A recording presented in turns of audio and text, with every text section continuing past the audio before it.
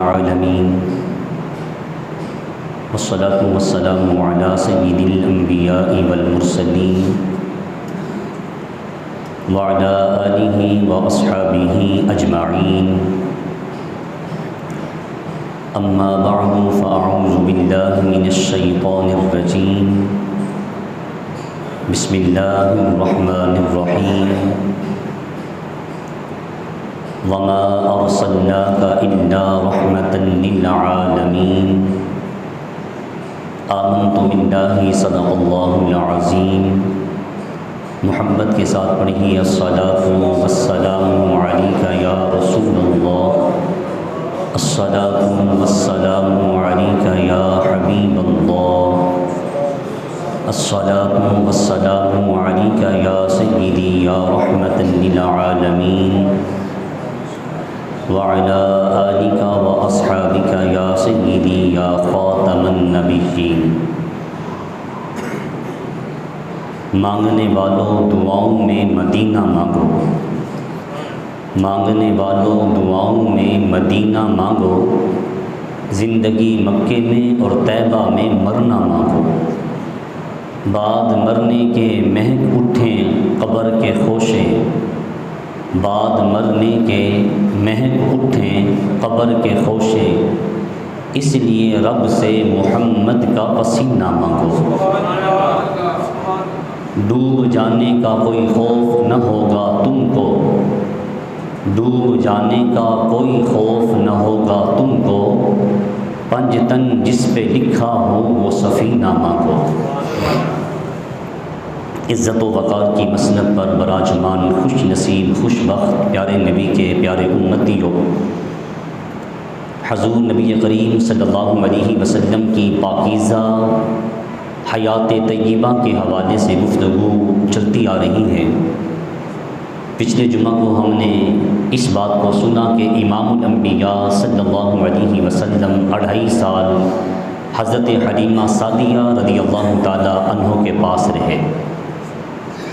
اللہ تعالیٰ نے حضرت حلیمہ سعدیہ کو یہ خدمت کا صحرا عطا فرمایا، موقع دیا۔ امام الانبیاء صلی اللہ علیہ وسلم کی جب عمر پاک 6 سال کی ہوئی تو اپنی والدہ حضرت آمینہ کے ساتھ مدینہ پاک تشریف لے گئے، جبکہ وہ یثرب تھا۔ واپسی پہ آپ کی والدہ حضرت آمینہ انتقال کر گئیں۔ امام الانبیاء کی خدمت کی ذمہ داری آپ کے دادا حضرت عبد المطلب نے اٹھا لی۔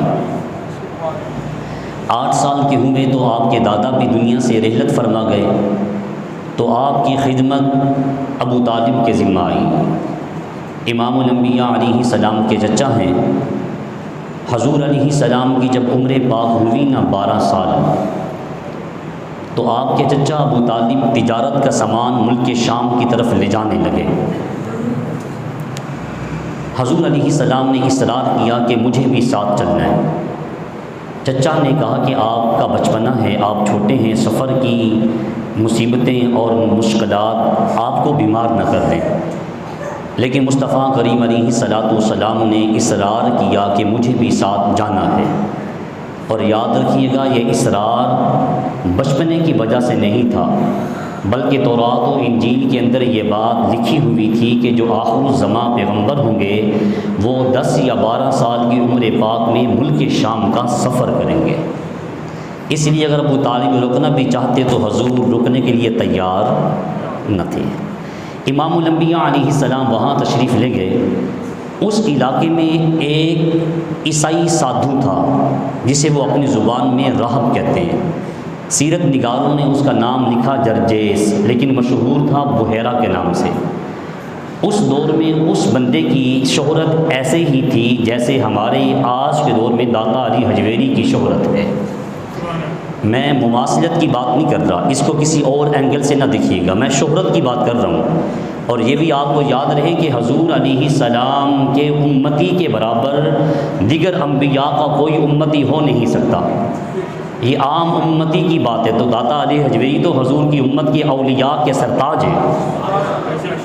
تو نبی کریم علیہ السلام کے غلاموں، اللہ تعالیٰ نے ہمیں اتنی عزت دی ہے، کنتم خیر امۃ اخرجت للناس، کہا اے میرے محبوب علیہ السلام کی امت تم ساری امتوں سے بہتر امت ہو۔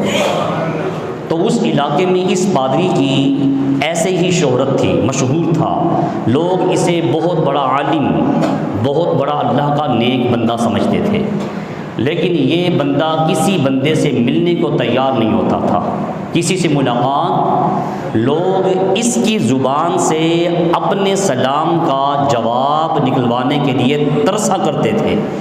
لیکن اس سال ابو طالب کہتے ہیں ایسا کارنامہ ہوا، ایسی کرامت ہوئی کہ حضور علیہ السلام ہمارے ساتھ تھے، یہ ہمارا عیسائی جو بڑا تھا راہب، یہ خود اپنی خانقاہ سے نکل کے ہمارے استقبال کے لیے آگے آ جاتا ہے۔ اور ہم نے اس سے پوچھا کہ آج خیریت ہے، آپ خود تشریف لائیں؟ کہا آپ دور دراز کے سفر سے آئے ہو، میں تمہاری مہمان نوازی کرنا چاہتا ہوں، لیکن پس منظر بات کچھ اور تھی۔ سارے کمالات، یہ ساری عزتیں ہمارے آقا محمد مصطفیٰ کریم علیہ السلام کی تھیں۔ ابو طالب کہتے ہیں اس نے ہمارے لیے کھانے کا اہتمام کیا، ہم اندر چلے گئے، لیکن وہ ہر بندے کو ٹکٹکی باندھ کے دیکھتا تھا، جس چیز کی اسے تلاش تھی وہ چیز اسے مل نہیں رہی تھی۔ اس نے ہم سے سوال کیا کہ تم سارے آ چکے ہو؟ ہم نے کہا ہاں سارے آ گئے، لیکن ایک بچہ ہے، اس کو پیچھے سامان کی حفاظت کے لیے بٹھائیں۔ اس نے کہا میں نے منت مانی ہے، کوئی غلام ہو، کوئی چھوٹا ہو، کوئی بڑا ہو، سب کو بلایا جائے۔ امام الانبیاء صلی اللہ علیہ وسلم بھی جلوہ گر ہوئے، اس نے سب کو جانے دیا، حضور علیہ السلام کو روکا۔ سیرت نگار کہتے ہیں کہ حضور علیہ السلام سے سوال کیا، میں آپ کو لات و عزیٰ کے واسطے سے پوچھتا ہوں، جو پوچھوں آپ صحیح جواب دیں گے؟ امام الانبیاء نے جواب دیا، میں لات و عزیٰ کو نہیں مانتا۔ یہ لات و عزیٰ اس زمانے کی خواتین تھیں، انہوں نے اپنے بتوں کے نام اپنی نیک خواتین کے نام سے رکھے ہوئے تھے، اور یہ مکہ پاک میں نسب تھے۔ کہا میں لات و عزیٰ کو نہیں مانتا، میں اس خدا کو مانتا ہوں جب کچھ نہیں تھا، یا خدا تھا یا خدا کی زبان پہ ذکر مصطفیٰ تھا۔ اس نے کہا ٹھیک ہے، میں تجھے اللہ کا واسطہ دے کے کچھ پوچھنا چاہتا ہوں، جواب دو گے؟ پھر میں ہاں پوچھ، میں جواب دیتا ہوں۔ اس نے سوال کیے، امام الانبیاء نے جواباً ارشاد فرمایا۔ ابو طالب سے کہنے لگا وہ بحیرہ جرجیس کہ یہ تیرا کیا لگتا ہے؟ ذرا آپ کو بات سمجھ میں آ رہی ہے؟ ابو طالب حضور کے بولیے کیا لگتے تھے؟ چچا۔ پوچھا آپ کا یہ بچہ کیا لگتا ہے؟ ابو طالب نے جواب دیا یہ میرا بیٹا ہے۔ کہا نہیں۔ بحیرہ نے کیا جواب دیا؟ نہیں، میں پہلے عرض کر چکا ہوں کہ کوئی امتی حضور کی ادنا سے امتی کے برابر نہیں ہو سکتا، تو اس امت کا یہ رہبر ہے، راہب ہے، عیسائی سادو ہے، اس کے علم کا یہ مقام ہے، تو ان کے بڑوں کے علم کا یہ مقام ہو، ماننے کو تیار ہیں، تو مصطفیٰ کریم علیہ السلام کے داتا علی حجویری کے علم کا پھر کیا مقام ہوگا؟ یہ شان ہے خدمت گاروں کی، سرکار کا عالم کیا ہوگا؟ تو کریم آقا صلی اللہ علیہ وسلم کے غلاموں، اس نے کہا ابو طالب یہ تیرا بیٹا نہیں ہے، ابو طالب یہ تیرا بیٹا نہیں ہے، کیونکہ ہم نے پڑھا ہے، ہماری کتاب نے بتایا ہے کہ جو آخر الزمان نبی دنیا میں آئیں گے ان کے سر پہ ان کے باپ کا سایہ نہیں ہوگا۔ لیکن یاد رکھنا، حضور کے سر پہ ماں باپ کا سایہ نہیں تھا، لیکن پوری کائنات پہ سایہ میرے محمد مصطفیٰ کا ہی ہے۔ کہا در یتیم پیدا ہوں گے، ان کی ماں ہیں؟ کہا نہیں، والدہ بھی نہیں ہے۔ وہ اپنی نشانیاں پوری کرنا چاہتا تھا، اس نے جو پڑھا تھا، اس کے پاس جو علم تھا۔ کہا نہیں، کہا یہ در یتیم ہیں؟ کہا ہاں در یتیم ہیں، لیکن کہنے لگا ابو طالب یہ یتیموں کو پالنے والا ہوگا۔ وَأَمَّا السَّائِلَ فَلَا تَنْهَرْ وَأَمَّا الْيَتِيمَ فَلَا تَقْهَرْ۔ کہا یتیموں کا مال نہ کھانا، یتیموں کو جھڑکنا، ان کے مال سے اپنی اس جہنم کو نہ بھرنا۔ یاد رکھنا اللہ کی پکڑ بڑی سخت پکڑ ہے، اور میرے آقا علیہ الصلوۃ والسلام یتیم پرور تھے۔ کائنات میں جن کا دوستوں کوئی سہارا نہیں ہوتا تھا، ان کے سہارا میرے اور آپ کی آقا محمد مصطفیٰ ہوا کرتے تھے۔ سیرت میں آتا ہے کہ امام الانبیاء علیہ السلام عید کے لیے تشریف لے جا رہے تھے. بولیے کہاں جا رہے تھے؟ عید کے لیے. راستے میں ایک بچے کو روتا ہوا دیکھا. فرمایا کیوں روتے ہو؟ عرض کی آقا میرا باپ نہیں ہے, میری ماں نے دوسری شادی کر لی ہے, مجھے کوئی پوچھتا نہیں ہے. آج بچے عید کے کپڑے پہن کے اپنے باپوں کے ساتھ نکلے ہوئے ہیں, کاش میرا باپ ہوتا میں بھی اس کے ساتھ نکلتا. حضور علیہ السلام کی آنکھیں اشک بار ہوئیں, بچے کو اپنے سینے سے لگایا. نبیوں کا تاج, نبیوں کا سردار نبی تربیت ہماری کیسے فرما رہے ہیں, اس بچے کو اٹھا کے اپنے سینے سے لگایا. حضور عید کے لیے جا رہے تھے, کیا کپڑے حضور کے گندے نہیں ہو جاتے اگر بچے کو اٹھا رہے ہیں اور بچہ یتیم ہے؟ لیکن رسول نے کہا کپڑوں کو عزت نہ دینا, یتیموں کو عزت دینا. حضور نے اپنے سینے سے لگایا, گھر میں لے آیا. اگلی بات سنیے, رسول اللہ نے کہا اس کو کپڑے حسن و حسین کے کپڑے پہنائے جائیں. جن کے طلبوں کی خاک کے لیے امت ترستی ہے ان کے کپڑے کس کو پہنائے جا رہے ہیں؟ یتیم کو. کہا بچے تو اس بات پہ فخر نہیں کرے گا؟ کیا تجھے اس بات پہ خوشی نہیں اگر تیری بہن فاطمہ ہو, تیرا باپ محمد مصطفیٰ علیہ السلام ہو؟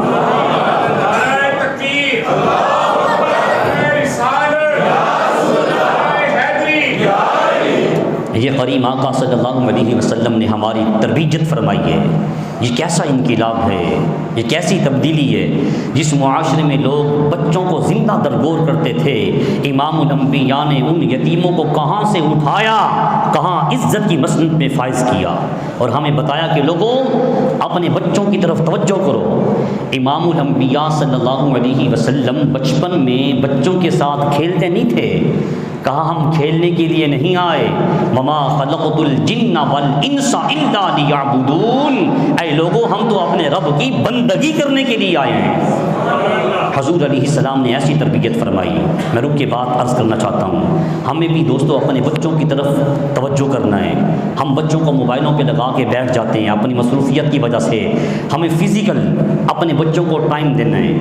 ایک تجزیہ نگار نے یہ بات ہم تک پہنچائی کہ میں نے 1800 بچوں کے انٹرویو کیے ہیں. بولیے کتنے سو؟ اور کہتے ہیں جتنے بھی بچوں سے میں نے سوال کیا وہ سارے کے سارے بچے 8 سال سے کم عمر کے ہیں. میں نے ان سے ایک ہی سوال کیا, 1800 بچوں سے میں نے سوال کیا تم بڑے ہو کے کیا بنو گے؟ ہمارے اساتذہ بھی ہم سے پوچھتے تھے نا کہ تم بڑے ہو کر کیا بنو گے؟ کہا کسی نے کہا جی میں میسی بنوں گا فٹ بالر, کسی نے کہا جی میں عاطف اسلم بنوں گا, کسی نے کسی اداکار کا نام لیا, کسی نے کہا میں شاہ رخ خان بنوں گا, کسی نے کچھ کہا, کسی نے کچھ کہا. ایک بچے نے بھی نہیں کہا کہ میں بڑا ہو کے سیدنا صدیق اکبر جیسا سچا انسان بنوں گا, میں فاروق اعظم جیسا عادل بنوں گا, میں سیدنا عثمان غنی جیسا سخی بنوں گا, میں مولا علی شیر خدا جیسا بہادر بنوں گا رضی اللہ تعالی عنہم. کہا ایک بچے نے بھی ایسا نہیں کہا. کیوں؟ کہا اپنے بچوں کو بٹھاؤ, ان کی توجہ اس طرف لاؤ, ان سے کہو ہم نے جو غلطی کی ہے تم نے یہ غلطی نہیں کرنی, اپنی ویلیو کو نہیں کھولنا. ہماری ویلیو یہ ہے کہ ہمارا رول ماڈل صدیق اکبر ہیں, ہمارا رول ماڈل سیدنا فاروق اعظم ہیں, عثمان غنی ہیں, مولا علی شیر خدا ہیں رضی اللہ تعالی عنہم. کہا اپنے بچوں کی تربیت کرو, بچوں کو بٹھا کے بتاؤ کہ ہم نے ان کو دیکھنا ہے. کہا 1800 بچوں نے جواب دیا ہم فلاں بنیں گے, ہم فلاں بنیں گے. ایک چھوٹی سی بچی اٹھی جس کی عمر 6 یا 6.5 سال تھی, اس نے کہا حضرت آپ نے پوچھا ہے بڑے ہو کر کیا بنو گے, میرے باپ نے مجھے بتایا ہے کہ بیٹا تم نے بڑے ہو کر محمد مصطفیٰ کی بیٹی فاطمہ جیسا بننا ہے. اب ذرا غور کریں کہ ہم کس مقام پہ کھڑے ہیں, ہمیں کس مقام پہ لا کے کھڑا کر دیے گیا. ابھی آپ اپنے موبائل آن کریں, آپ فیس بک نکالیں, ہم جو دیکھنا چاہتے ہیں اس سے پہلے ہمیں کچھ اور دکھایا جاتا ہے. 1 منٹ یا 1.5 منٹ کی ایک ویڈیو چلتی ہے, اس میں آپ دیکھتے ہیں ہمارا 8 سال کا بچہ ہے, 6 سال کی بچی ہے, ہمارے معصوم بچے ہیں, وہ کچھ اور دیکھنا چاہتے ہیں, لیکن جو ایڈ آتی ہے اس پہ کچھ اور دکھایا جاتا ہے. ایک عورت ہے, برہنہ ہے. کیا ہمارے 8 سال کے بچے وہ باتیں جو ہم اپنی زبان سے کہنا اچھا نہیں سمجھتے, ہم بے حیائی والی باتیں سمجھتے ہیں جو ہم اپنی زبان پہ لا نہیں سکتے, ہمارے وہ معصوم بچے اور بچیاں کیا موبائل پہ وہ دیکھ نہیں رہی؟ 8 سال 6 سال کے بچے کیا کچا دماغ ہوتا ہے، وہ جو دیکھے گا پھر وہی وہ کاٹے گا۔ ہم جو اپنی نسل کو دے رہے نا، تجزیہ نگار پھر اس کا نتیجہ نکالتا ہے، وہ کہتے ہیں وہ برہنہ عورت کو دیکھ رہا ہے جو ہم بیان نہیں کر سکتے، بچے نے دیکھ لیا۔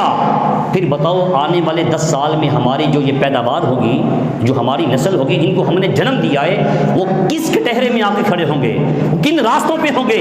لہٰذا ہمیں اپنے بچوں کو بتانا ہے۔ ہمارا رول ماڈل سیرت مصطفیٰ ہے، ہمارا رول ماڈل بولیے کون ہے؟ سیرت مصطفیٰ ہے۔ ہم نے اپنی بچیوں کو بتانا ہے کہ آپ نے بڑی ہو کر کردار فاطمہ کو اپنانا ہے، اور فاطمہ رضی اللہ تعالی عنہا کا کردار یہ تھا۔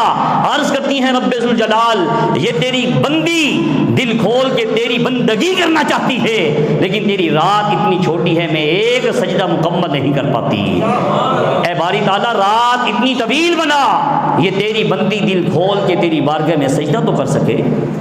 یہ باتیں ہم اپنے بچوں کو دوستوں بتائیں گے تو بچوں کے اندر کردار اچھا پیدا ہوگا، وہ کچھ اور بننا چاہتے ہیں، اس لیے کہ وہ میڈیا پہ دیکھ لیں، ہم ان کی توجہ ادھر لاتے نہیں۔ میرے آقا علیہ الصلوۃ والسلام نے تو کہا بچوں کی تربیت ایسے کریں کہ ان کے اندر مخلوق خدا کی خدمت کا عنصر پیدا کریں، وہ خود اپنی ذات کے لیے نہ جئیں بلکہ وہ معاشرے کے لیے جئیں۔ ہم اگر 2 باتیں دوستوں اپنے اندر سے نکال دیں نا، ہمارا معاشرہ سدھر جائے گا، ہمارے بچوں کی تربیت اچھی ہو جائے گی۔ پہلی بات یہ ہے کہ پیسے کی بنیاد پہ اپنے آپ کو بڑا نہ سمجھیں۔ پہلی بات، پیسے کی بنیاد پر اپنے آپ کو بڑا نہ سمجھیں۔ دوسری بات یہ ہے کہ فرد کو فرد کے لیے تیار نہ کریں، فرد کو فرد کے لیے تیار نہ کریں بلکہ فرد کو معاشرے کے لیے تیار کریں۔ اس کے دل میں ڈالیں کہ تو نے اپنی ذات کے لیے نہیں نا، بلکہ مصطفیٰ کریم علیہ السلام کی تعلیم یہ ہے کہ جو مخلوق خدا کی خدمت کرتا ہے، حضرت امام حسن کہتے ہیں کہ آقا علیہ السلام سب سے زیادہ اس بندے کو پسند فرماتے تھے جو لوگوں کے سب سے زیادہ کام کاج کیا کرتا تھا۔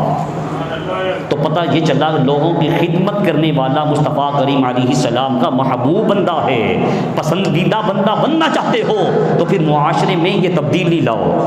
پیسے کی بنیاد پہ اپنے آپ کو بڑا نہ سمجھیں اور فرد کو فرد کے لیے تیار نہ کریں بلکہ فرد کو معاشرے کے لیے تیار کریں۔ جب معاشرے کی خدمت ہوگی پھر انشاءاللہ تبدیلی آئے گی۔ میرے آقا علیہ الصلوۃ والسلام نے فتح مکہ والے دن ایک ہمیں میسج دیا۔ حضور علیہ الصلوۃ والسلام جنت المعلیٰ کی طرف سے مکہ پاک میں داخل ہوئے، جہاں قبرستان ہے نا، جنت المعلیٰ بھی کہتے ہیں، جنت المعلیٰ بھی، وہاں سے امام الانبیاء داخل ہوئے۔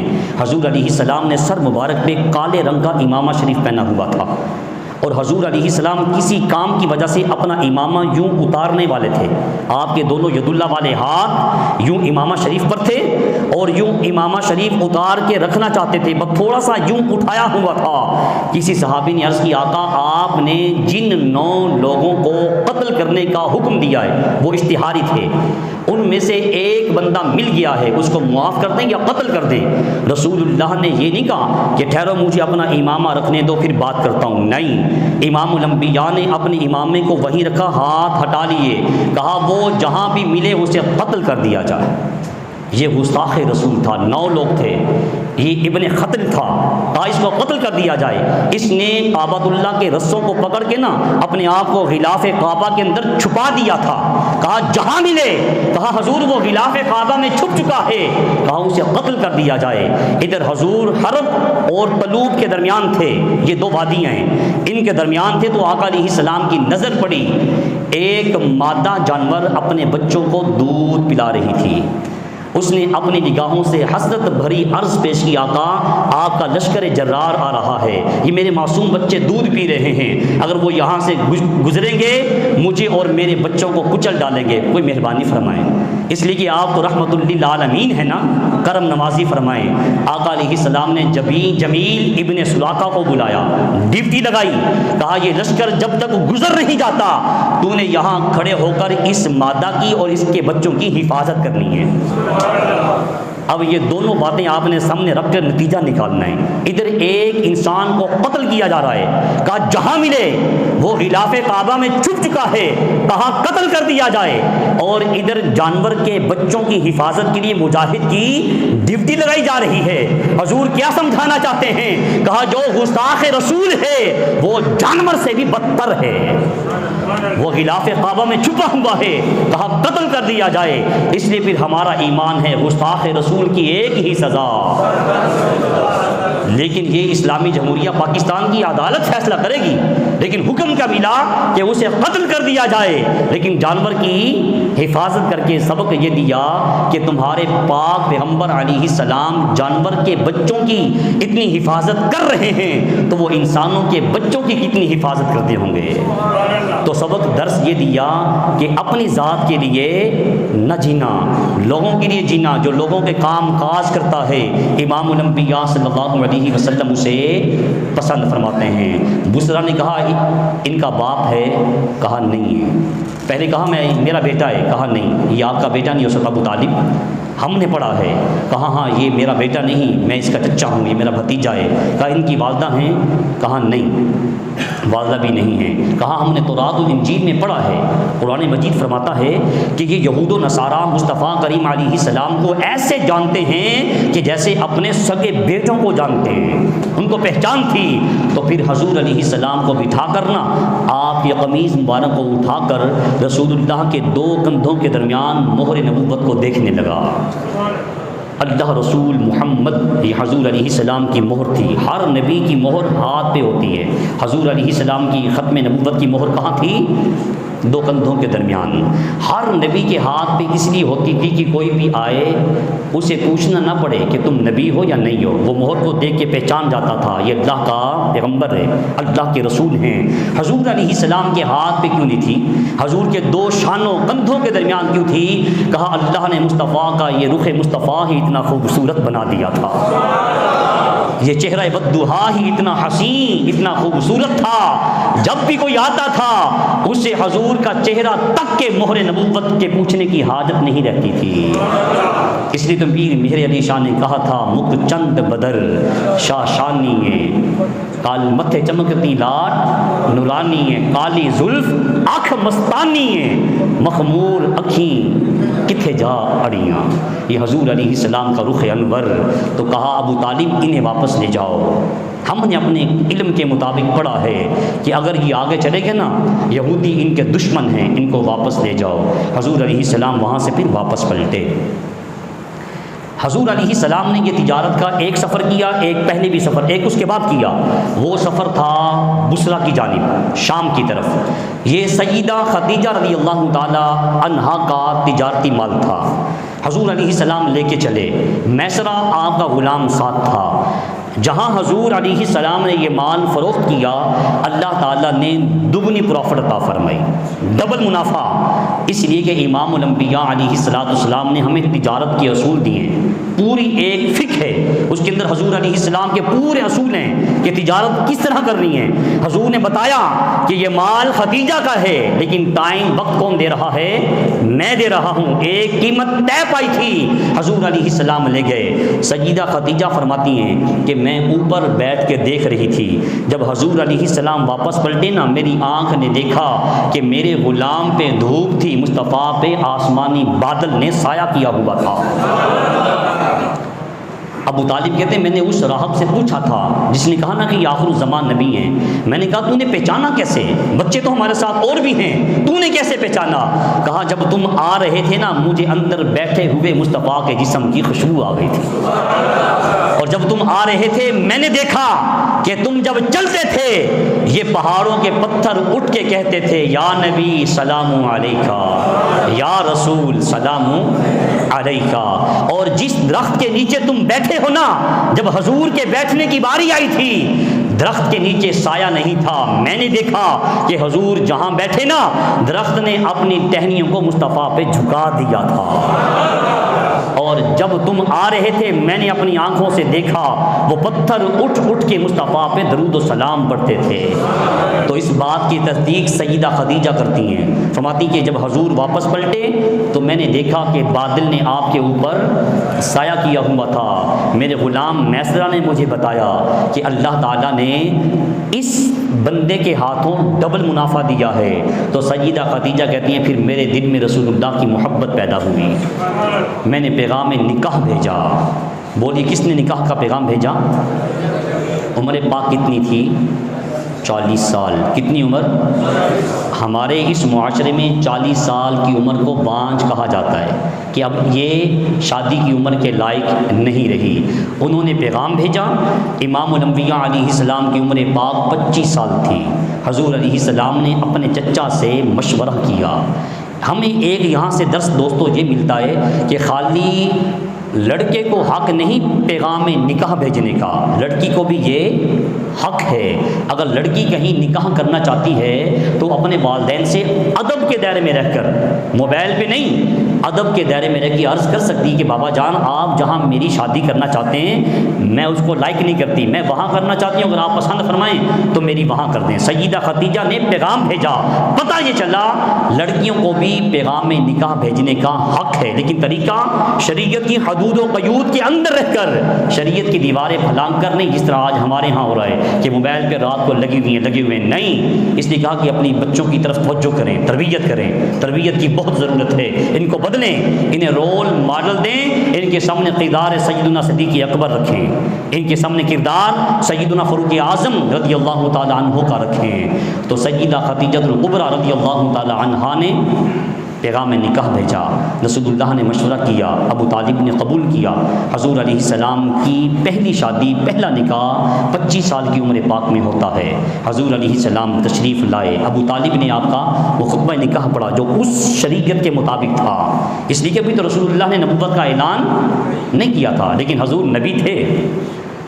فرمایا کہ میں اس وقت بھی نبی تھا جب آدم علیہ السلام پانی اور مٹی کے درمیان تھے، میں اس وقت بھی نبی تھا جب آدم علیہ السلام روح اور جسم کے درمیان تھے۔ کہا اس وقت بھی پیغمبر تھا، نہ جنت تھی نہ دوزخ، نہ آسمان نہ زمین، نہ لوح نہ قلم، نہ عرش نہ کرسی نہ فرش، کچھ نہیں تھا، یا ایک خدا تھا یا خدا کی زبان پہ ذکر مصطفیٰ تھا، بس میں تھا۔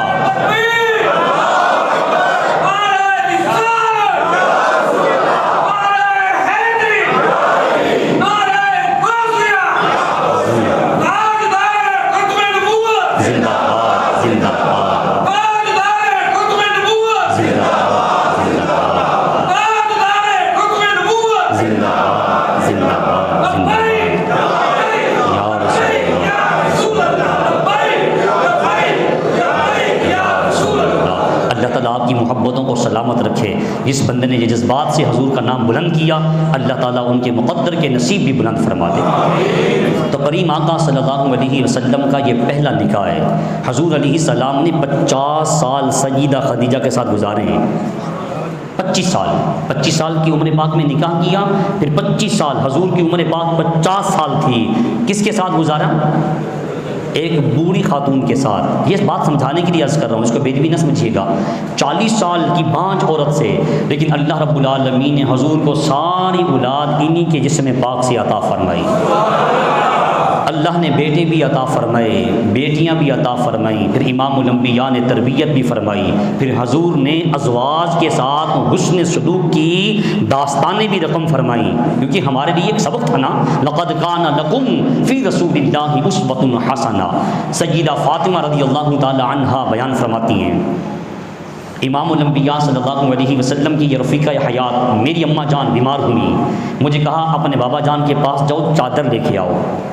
فرماتی میں چادر لینے کے لیے حاضر ہوئی تو مجھ سے کہا امی جان سے پوچھ کے آؤ چادر مانگی ہے، کرنی کیا ہے؟ فرماتی کہ میں پوچھنے کے لیے حاضر ہوئی تو حضور علیہ السلام بھی پیچھے پیچھے تشریف لے آئے۔ کہا خدیجہ چادر مانگی ہے، کیا کرنی ہے؟ عرض کی آقا طبیعت بہت ناساز ہے، لگتا ہے پیغام اجل آنے والا ہے، موت کا قاصد پیغام لانے والا ہے، چادر اس لیے مانگی ہے، میرا دل چاہتا ہے کہ مجھے جب کفن دیا جائے مصطفیٰ کی چادر میں دیا جائے، مجھے آپ کی چادر رحمت سے کفن دیا جائے۔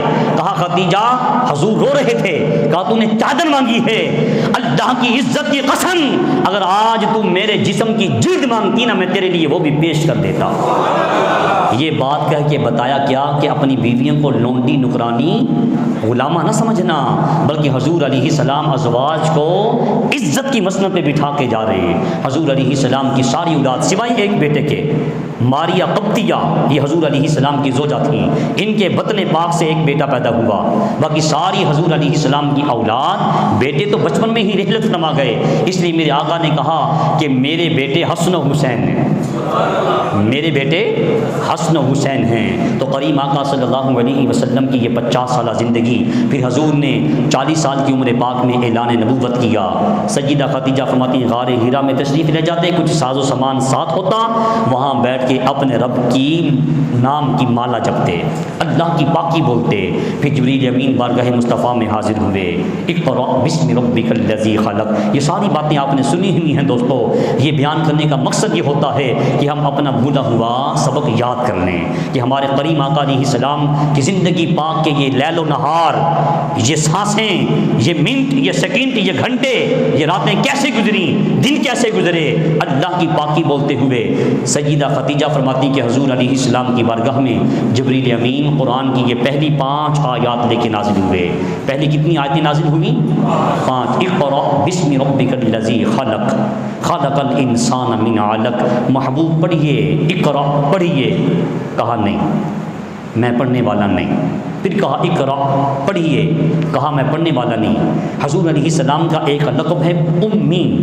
امی کا معنی ہے پڑھا لکھا نہیں۔ اس کا مفسرین نے ترجمہ یہ کیا، امی کا معنی یہ ہے کہ جس کا دنیا میں کوئی استاد نہ ہو، اس کا استاد عرش کا مالک رب ہو، اس نے اپنے رب سے پڑھا ہو، امی لقب تھا۔ کہا میں پڑھنے والا نہیں۔ جبریل امین نے مصطفیٰ کو پکڑ کے اپنے سینے سے لگایا، بس سینے سے لگانا تھا، رسول اللہ نے پکارا اقرأ بسم ربک الذی خلق خلق الانسان من علق اقرأ وربک الاکرم الذی علم بالقلم علم الانسان ما لم یعلم۔ میں اپنے پاک رب کے نام سے پڑھتا ہوں جس نے انسان کو جمے ہوئے خون سے پیدا کیا، انسان کو وہ سکھایا وہ جانتا نہیں تھا۔ کریم آقا صلی اللہ علیہ وسلم کے غلاموں، یہ حضور علیہ السلام کی زندگی پاک ہے۔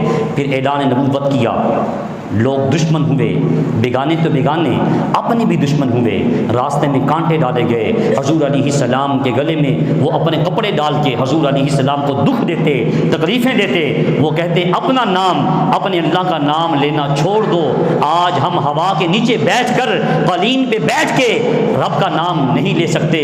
مصطفیٰ کی عظمت پہ قربان جائیں، لوگ پتھر مارتے تھے، آپ کہتے تھے نعرہ تکبیر۔ لوگوں میرا رب بہت بڑا ہے، میرا رب بہت بڑا ہے۔ پہلے لفظ جو حضور نے اپنی زبان سے نکالے وہ یہی ہیں، اللہ اکبر۔ پہلے لفظ جو نکالے بولی کیا تھے؟ اللہ اکبر۔ میرا رب سب سے بڑا ہے، میرا رب بہت عظیم ہے، میرا رب پاک ہے، میرا رب علیم بذات الصدور ہے، وہ خبیر بما تعملون ہے۔ لوگوں تم لات و عزا کو مانتے ہو، یہ سب جھوٹ ہے، اگر حق ہے تو میرا رب ہے۔ قل جاء الحق وزهق الباطل ان الباطل کان زہوقا۔ یہ میرے کریم آقا صلی اللہ علیہ وسلم کی محنت اللہ رب العالمین نے پھل کیا دیا۔ آج پاکستان میں بسنے والے حضور علیہ السلام کو بن دیکھا نہیں، لیکن کہتے ہیں آقا آپ کے نام پہ ہماری جان بھی۔ علم الدین نے کی کہ نہیں کی؟ اکتوبر کا مہینہ ہے نا، اسی ماہ مبارک میں آپ کا عرس پاک بھی ہوتا ہے، غالباً 25-26 کو ہوتا ہے کہ 29 اکتوبر کو ہوتا ہے نا، کیوں مقبول صاحب؟ 30-31 اکتوبر کو آپ کا عرس پاک بھی ہے۔ یہ وہ بندہ ہے جس نے اپنی جان مصطفیٰ کے نام قربان کی تھی، دنیا سے چلا گیا۔ کتنے بادشاہ آئے، اورنگزیب کو دیکھ لیں، صلاح الدین ایوبی کو دیکھیں، نور الدین زنگی کو دیکھ لیں، یہ قطب الدین ایبک ہماری انارکری میں سو رہا ہے، کوئی جانتا نہیں، لیکن کوئی بھی میانی شریف قبرستان کے قریب سے گزرتا ہے، اس کی زبان سے یہی آواز آتی ہے، یہاں علم الدین تو سو رہا ہے، تجھے ہمارا سلام ہے۔ کیوں؟ اس لیے کہ اس نے اپنی جان مصطفیٰ کے نام کی ہے۔ بس ایک ہی نعرہ ہے، انہیں جانا انہیں مانا، نہ رکھا غیر سے کام، للہ الحمد میں دنیا سے۔ اللہ تعالیٰ میرا اور آپ کا حامی و ناصر ہو، سنت ادا فرما لے، وما علینا